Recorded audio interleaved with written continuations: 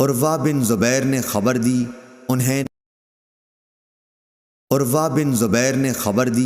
انہیں نبی کریم صلی اللہ علیہ وسلم کی زوجہ مطہرہ حضرت عائشہ صدیقہ رضی اللہ تعالی عنہا نے خبر دی کہ رسول اللہ صلی اللہ علیہ وسلم نماز میں یہ دعا پڑھتے تھے۔